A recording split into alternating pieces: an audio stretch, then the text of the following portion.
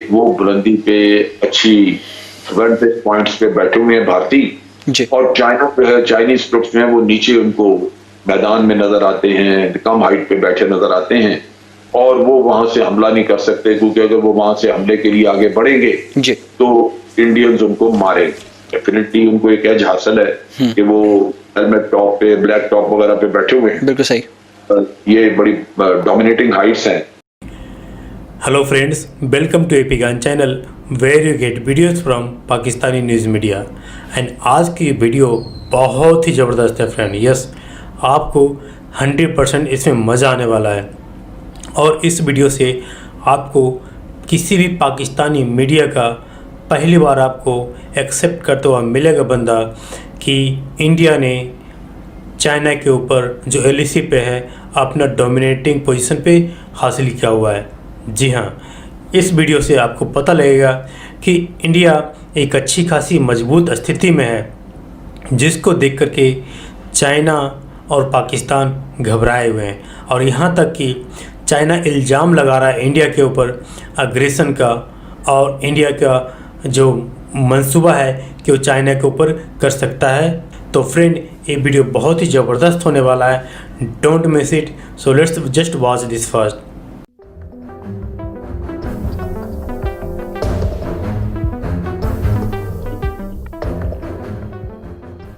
तो ये जो चीन और हिंदुस्तान के दरमियान कशीदगी की मौजूदा सूरत हाल है, इसको मद्देनजर रखते हुए आपकी नज़र में इस कशीदगी का मुमकिन मुस्तकबिल क्या हो सकता है? देखिए, पहली बात तो ये ज़हन में रखिए कि भारत ने अपनी बहुत ज्यादा फौज वहां पे बॉर्डर पे पहुंचाई और धड़ाधड़ पहुंचा रहे, बिल्डअप कर रहे। बिल्कुल सही। और वो इस आड़ में कर रहे, वो कहते हैं कि जी उधर से चाइना कर रहा है लिहाजा हमें भी करना पड़ रहा है, जबकि ऐसा नहीं है। भारत का असल मसला ये है कि ये बहुत सारा बिल्डअप करके तो ये मकाराना तरीके से अचानक चाइना पे हमला करने की ख्वाहिश रखते हैं।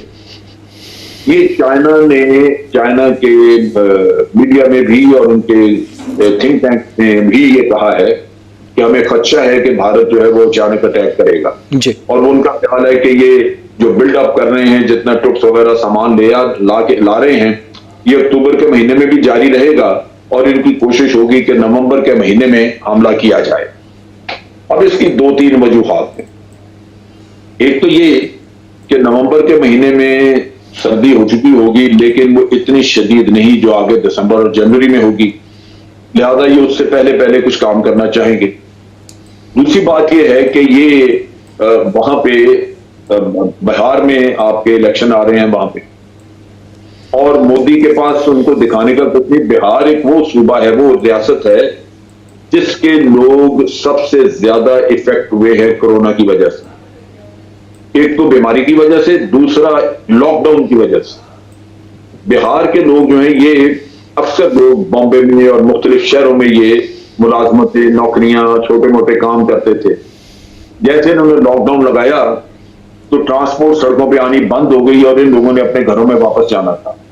ये 800 900 किलोमीटर लोग पैदल चल के वहां पहुंचे अपने घर। इनको मोदी से बहुत शिकायत है कि ये गुर्बत में सड़कों पे मारे गए और बूढ़े लोगों को उठा के कंधों पे लोगों ने चलाया। वो जितनी तकलीफ उन्होंने उठाई है, वो मोदी से बड़ी नफरत करते हैं। तो मोदी को ये एहसास है कि ये इलेक्शन वहां नहीं जीत सकेगा, लेकिन उसको ये परवाह नहीं कि इलेक्शन जीतने के लिए अगर वो मुल्क की सलामती भी दांव पे लगाता है तो लगाए, उसको अपना पॉलिटिकल कैरियर चाहिए। लिहाजा ये तवक्को की जा सकती है कि बिहार के लोगों को भी इस तरफ उलझाने के चक्कर में वो कोई ना कोई वाकया चाइनीज के साथ सरहद पे या पाकिस्तान की आजाद कश्मीर की सरहद पे करे। सही। अब चीज है कि चाइना का जहां तक ताल्लुक है, उसके साथ भारत को एक और भी मसला है। वो मोदी साहब की बहुत बड़ी बेइज्जती हुई पड़ी है। वो ये है कि भारतीय अखबार बता रहे हैं कि 1000 मुरब्बा किलोमीटर का इलाका चाइना ने गलवान वैली में लिया है जी। अगर ये दुरुस्त है, सच है, तो वो लाजमी बात है कि मोदी साहब के ऊपर बड़ी तनकीद आएगी कि जनाब आपकी हुकूमत में ये इलाका खोया गया। लिहाजा उससे भी लगता है कि वो कोई ना कोई कार्रवाई करने की कोशिश करेंगे।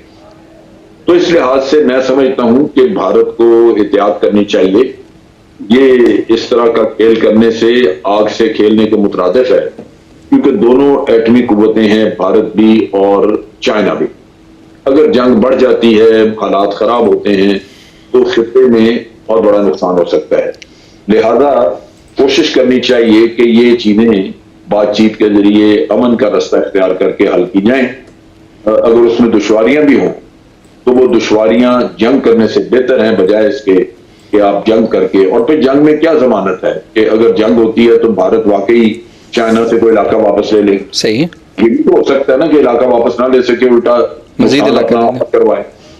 तो ये दोनों चीजें, क्योंकि जंग में तो हार जीत दोनों चीजें हो सकती हैं, लिहाजा ये सारा सोच समझ के काम करना चाहिए। बिल्कुल सही। जनरल साहब, जैसे आपने कहा कि ज़रूरी नहीं है कि अगर हिंदुस्तान ये सोचता है कि वो किसी भी तरह से अस्करी या फौजी कार्रवाई से जो उनके इलाका अभी चीन के पास है वो वापस ले सकता है, ऐसा शायद नहीं हो, और हो सकता है कि चीन मजीद कुछ इलाका ले ले। जनरल साहब, आगे सर्दियाँ आ रही हैं और ये दोनों ममालिक की अफवाज की जो पोजीशन है दफाई एतबार से जहाँ जहाँ पर वो मौजूद है, आप क्या समझते हैं कि क्या वाकई चीन हिंदुस्तान के मुकाबले में उसके जो फौजी हैं बेहतर पोजीशन पर बैठे हैं? देखिए, ये मुख्तलिफ सेक्टर्स हैं जो मैं समझ सका हूँ नक्शों से या भारतीय अखबारों से जी। वो ये है कि गलवान वैली के इलाके में चाइना की पोजीशंस बहुत मजबूत, और भारत के लिए ये मुमकिन नहीं कि वो उनसे ये इलाका खाली करा सके। सही। लेकिन दूसरी जगहों पे जो पेंगोंग का इलाका है, झील के सदर्न एरिया में आप देखें तो वहां पे भारत क्लेम करता है कि उन्होंने बाज बड़ी डोमिनेटिंग हाइट्स जो हैं वो कैप्चर की हैं, या वो उन्होंने उनको ऑक्युपाई किया है।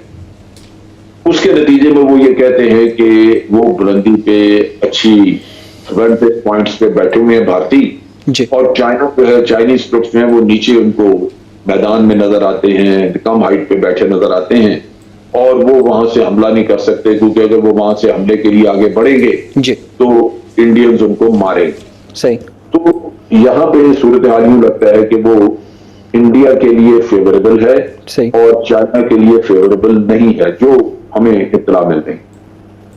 अब हो सकता है कि ये कोशिश हो कि जहां जहां हालात और situation, position, ground reality India के फेवर में है, वहां इंडिया इसको एक्सप्लॉइट करना चाहे और यहां चाइना का इलाका कैप्चर करे, और कैप्चर करके फिर चाइना से ये कहे कि हम आपका इलाका इधर से छोड़ते हैं, आप गलवान वैली से हमारा इलाका छोड़। तो वो कोई सौदेबाजी का किस्सा हो सकता है, वो इंडिया के प्लानर्स के ज़हन में होना चाहिए। लेकिन ये है कि अगर जमीन के नुक्ता निगाह से देखा जाए तो जो भारतीय बता रहे हैं वो डेफिनेटली उनको एक एज हासिल है कि वो हेलमेट टॉप पे, ब्लैक टॉप वगैरह पे बैठे हुए हैं। बिल्कुल सही। ये बड़ी डोमिनेटिंग हाइट्स हैं और इनके आगे रिज है, रिज लाइन है, शंग्रीला रिज लाइन, वो इनके बिल्कुल सामने और इनके जद में है इंडियन आर्मी। तो बासूरत जंग के नताइज क्या होते हैं ये बहुत पहले से तो प्रेडिक्ट करना मुश्किल होता है, लेकिन आपका कमाल, आपकी जो मैं समझता हूँ डिप्लोमेसी, उसका कमाल यही है कि जंग से बचा जाए। बिल्कुल सही।